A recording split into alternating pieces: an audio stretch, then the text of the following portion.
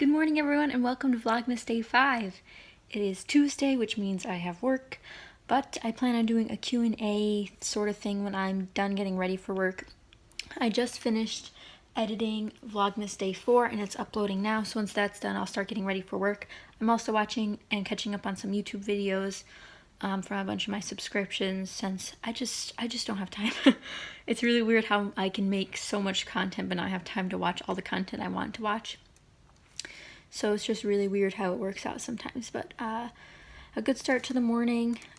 Also, a light update. So I contacted the people I bought the lights from, because as you know, if you watched yesterday's vlog, one came broken.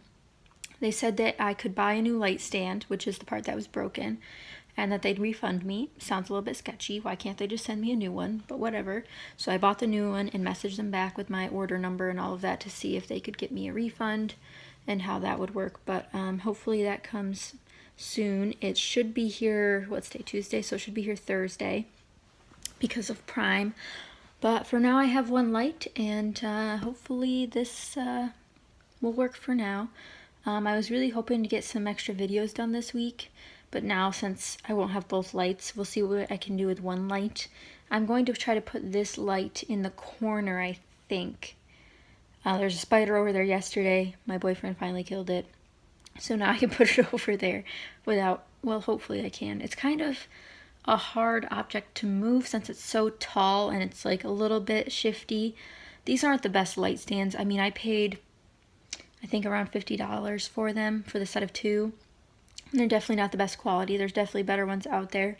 I know a lot of people use ring lights, which are a little bit more expensive, but they're also better for face-to-face videos. But I decided to go with this diffused lighting option. So we'll see how today turns out, but I'll see you guys once I'm ready for the Q&A session and all the suggestions you guys gave me. Vlogmas is officially ready for the day. Now that I'm ready for work, I want to dive into some of the questions I have over here on my computer that I've received through Vlogmas so far. So Susan Ricker wanted to know more about the glues that I use. So I wanted to show you guys all of the adhesives that I like to use on different types of projects. The main adhesive that I use is my Scotch ATG gun. I buy my refills traditionally at one of the box stores because I find it's easier to use a coupon than buying them online. But I have purchased some online from the wholesale people where you get like a big box of adhesive. I've had a lot of trouble with those since they're off-brand and they're not Scotch brand. But Scotch recently redesigned their packaging for the ATG replacement rolls. And I found that they used to have two different kinds, but now it seems like they only have one kind. And it's the permanent one, but I'm not sure how acid-free it is. They say they're both acid-free, but still not 100% sure about the new redesign of the packaging. I have the pink one. They used to sell it in other colors, like red. There used to be a red one. That's the really old one. I think they only sell it in pink now, but I know there are a lot of tutorials if you don't like the pink color to spray paint it, like how to cover up the pieces and make sure it still works after you're done spray painting it. But I'm okay with the pink one. Mine's covered in like paint and things, but I've had this for quite a few years now. While the adhesive is so expensive, it's $10 for a 2-pack, so it's kind of expensive, I guess. But when you use a coupon, it's a lot more affordable. I understand that the ATG gun itself is very expensive. I think that's like $40, but again, a coupon will help. I got it for a present one year, so it's another way to get around it. So that's my number one adhesive. For smaller embellishments, my number one adhesive is the Scotch Tacky Glue, and I put it in a fine line bottle. Now the fine line bottles, I try to buy a different type of bottle, like not the fine line brand, so I try to buy a different bottle. You always want the yellow one, not the blue one, because they're different size gauges. And gauges is, this one says 18 gauge, and I believe the blue is a 20 gauge, but gauge means, I'm not 100% sure what it means, but I know the larger the number, the smaller the gauge, and the adhesive has trouble getting through the smaller gauge, so you need to get the 18 instead of the 20. So this is an 18 gauge fine line applicator bottle. I picked mine up at Hobby Lobby with a 40% off coupon. I believe I have not seen it anywhere else. Hobby stores will have these because you need to use glue on. Hobbies like those model car sets or model train sets. But the glue that I put inside the bottle, because the bottle does come empty, is the Scotch Tacky Glue. This used to be called Scotch Quick Dry, and it used to come in a red and purple label, but now it comes in this white bottle with a yellow and gray label. So it's a wet glue, it dries clear, it says there's no run and it's photo safe. And this tip on this is too wide for what I prefer, not that you'll be able to see it, but it's much wider than the fine line bottle, and I prefer the fine line bottle. I've never had trouble with the fine line bottle, but there's some tips. I usually never leave it, I have glue all over me, oh well. I never leave it uncapped for too long, and I can kind of even see there's already buildup along the tip here. You can see a little bit of that. I like to take that off with my fingers whenever I see it so it doesn't affect anything later. But another tip that I have is to, if you find that it's not pumping properly, don't keep squeezing it, just put the cap back on, because that will help try to push down any of the dry glue with the insert piece. So this little needle goes inside of the fine line nozzle, and then to refill it you just unscrew this part and fill it back up. And now that I just dropped my cap, here we go. And then again, I never leave it, I never leave it uncapped for too long, and I sometimes do this to help clear out any of the excess dried glue. So I, again, have never had any problems with it. I've had this probably for a year now. It's quite tattered. The label's starting to come off, but this is the liquid adhesive that I use the most. Some other adhesives, I use foam dots all the time. These ones are by KM Memories. I don't really care about the brand that makes these. I've used Stampin' Dimensionals before, so from Stampin' Up. I've used dollar store ones before, don't recommend. But sometimes I add extra adhesive anyway, but these have worked fine for shaker cards and popping embellishments up in my layout. So they work, they're tiny square ones. I have also used the American Crafts ones, which are also really great. Now for my DIYs, I tend to use my hot glue gun. This is a low temp hot glue gun from AdTech, and I like to get the long refill glue sticks.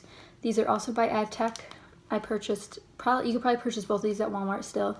These I just purchased from Walmart before December for some DIYs, so highly recommend. Easy going stuff. I think I bought this glue gun at Joann's. I know they have a pink one, and there might be a purple one out now, I'm not 100% sure. But those are the main adhesives that I use.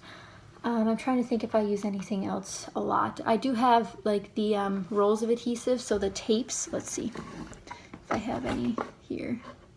Like I said, I don't use it that often, but it's just a roll, and it's like tape, you just roll it out, stick it down, and then peel off the backing. I find those very annoying to use during my filming and stuff, so I just typically don't do that.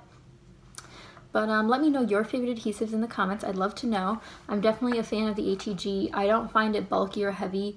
I think it's very easy to use. The rewinding it once it's done is a little bit annoying, but I've mastered it now, so it's not too hard anymore. So I hope you guys enjoyed this adhesive recap. I might dive into the question about inks later today. I have to get some stuff done before work. But if you guys want to know anything else, please let me know. I know I have an ink question, so I might do that tonight. So I have this light. I don't know if you could tell that it was on, but it looks really nice. I mean, if I move, because I'm wearing such a dark color, I will get washed out pretty easily, but that's just the iPhone's refocusing ability. If I did film on my DSLR, which I'm not right now, but if I was, I'm wondering if the lighting would look just as good, so maybe I'll check that out. The only reason I'm not addressing the ink thing right now is because I do have 2 brand new ink pads that I'd like to try out before I go about and talking about ink pads, because I am not a professional about ink pads. I just use what I have, but I just picked up the VersaFine, as you saw in my haul, as well as the Avery L ink pad, so I'm going to give these a try, hopefully, and then I'll be able to give you guys a better understanding of which black ink specifically I like to use, as well as some of the colored inks that I like. So I hope you guys enjoyed this adhesive overview, and I'll catch you guys probably on my way to work. I just posted a new Instagram post, and it happens to be the second giveaway for the 12 days of giveaways with Gray Florals. It is over on my Instagram account. You can find it on Instagram.com on your computer or on the Instagram app on your phone. But I'm giving away this fun stamp set, very Christmassy. So if you'd like to enter to win, go head over there to see how you can.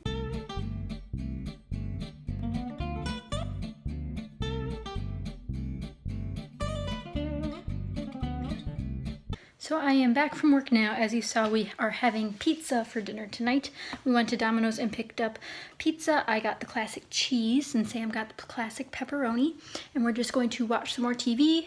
And then I think after I'm going to craft a little bit since I haven't yet this month, I don't think. So I'm going to enjoy this yummy pizza and watch some TV.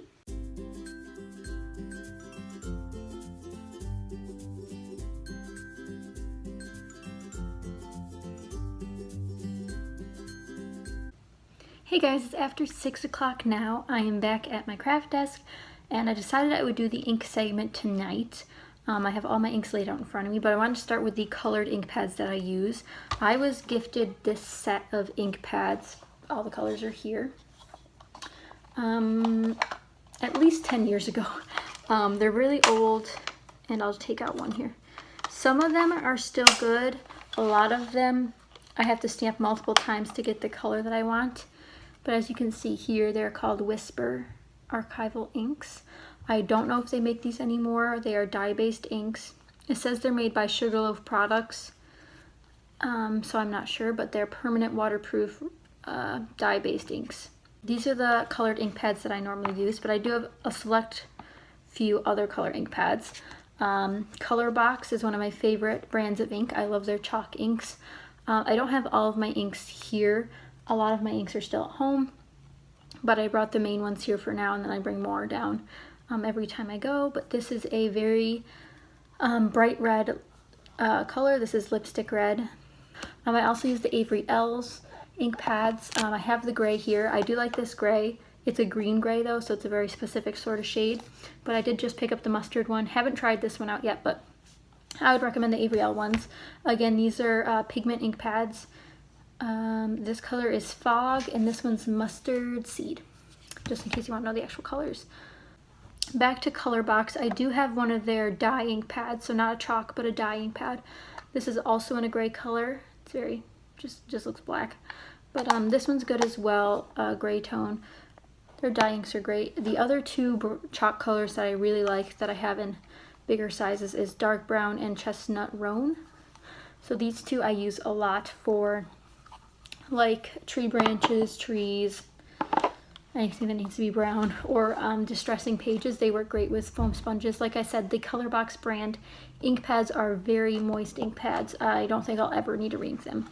One Color Box ink pad that was way overused, this was my first brand of black ink pad, I believe. This one's probably dry. I do have another one. I haven't used this in a long time because it's not a very opaque black. It's very like, you need to stamp it multiple times to get a good impression, but it also could be from overuse. I've used to use this one all the time. After the Color Box black ink pad, I moved on to the Memento ink pad. This ink pad is dye ink as well, which means it's not waterproof.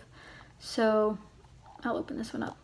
So this one's great. I get great impressions with it, but I do like watercoloring. I don't have Copics or any of those other markers, so I don't have a need for a dye ink. I don't use alcohol-based coloring mediums, but if you do, highly recommend Memento, one of my favorites. Then after Memento, I went on to StazOn because I wanted waterproof ink pad. So StazOn is a solvent ink, which means it's water resistant.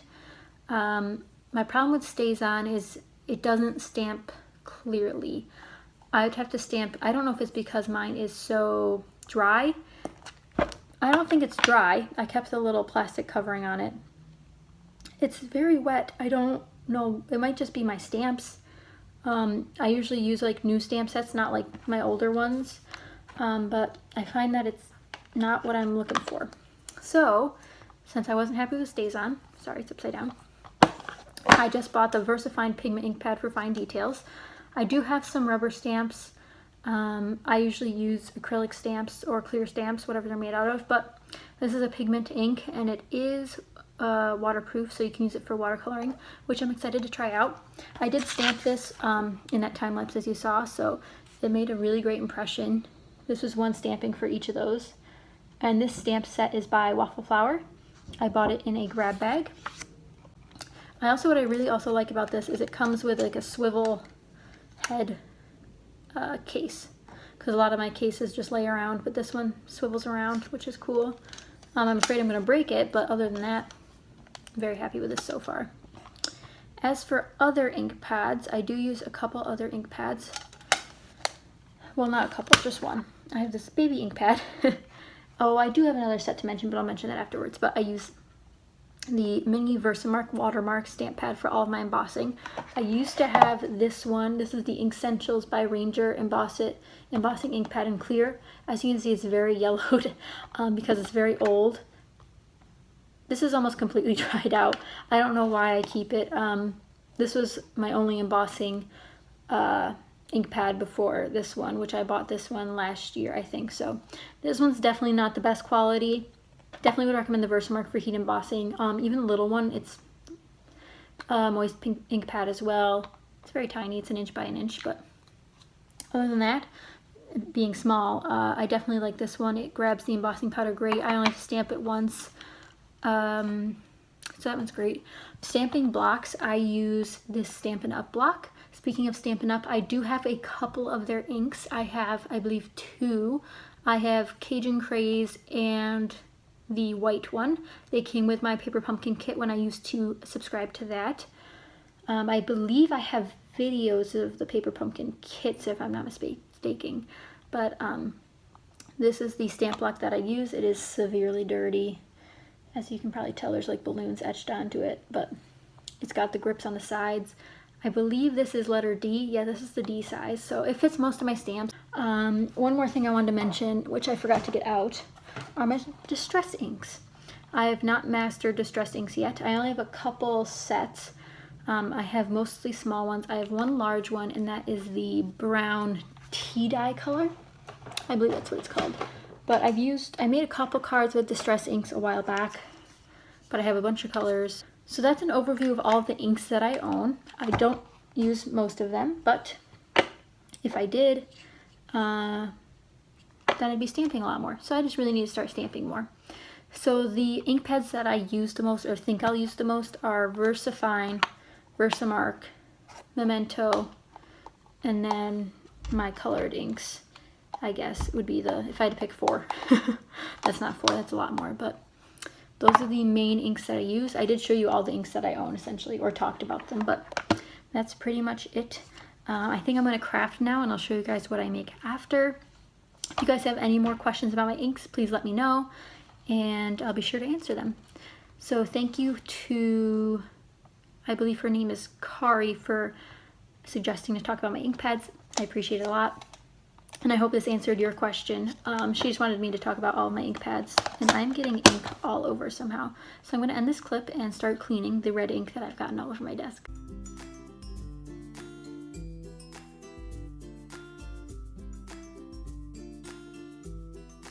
It is a while later now, and I have just finished up this layout. I'm actually not 100% sure I'm done with it yet. I think I want to add some sequins. I pulled out these ones from Spiegelbaum Scraps, but I'm not sure the right shade of green yet. But this is the layout I made. I posted about my Instagram story about how I added jingle bells onto it, and I might be the only person in the universe who has ever put jingle bells on a layout, but I hope this will work. If it won't fit into a page protector, I could always get this one framed. But yeah, this will be on the blog eventually, maybe this week, I'm not 100% sure, but this is what I worked on all night, and then this is the mess that I made. Pretty bad.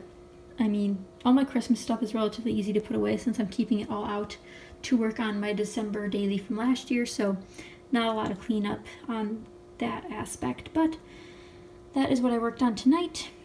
So I had fun crafting that, and you guys saw a little bit of a time lapse of me creating this.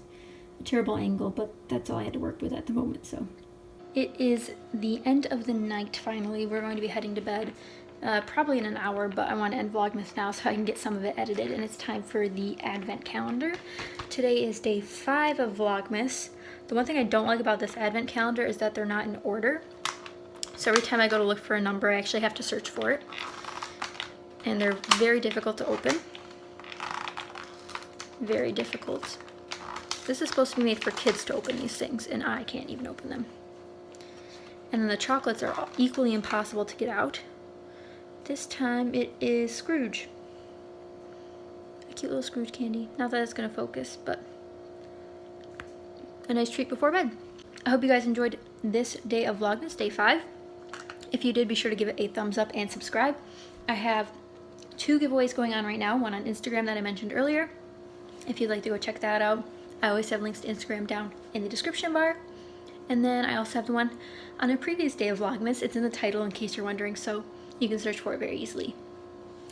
Thank you to both of the ladies who gave me questions, Susan and Kari or Carrie, I'm not 100% sure how to pronounce her name. But they've both been very nice to me during Vlogmas and leaving me comments, which is very nice. So thank you too for that. If any of you other watchers have questions, please let me know. I'll probably film a Q&A on one of the down days that I'll have eventually. Vlogmas can't be exciting every day, people. So if you have any questions, please leave them on any of my Vlogmases. If you have questions about specific things you've seen or craft things you want to see, please let me know. I hope you guys enjoyed today, and I'll see you again tomorrow for Vlogmas Day 6. Thanks for watching.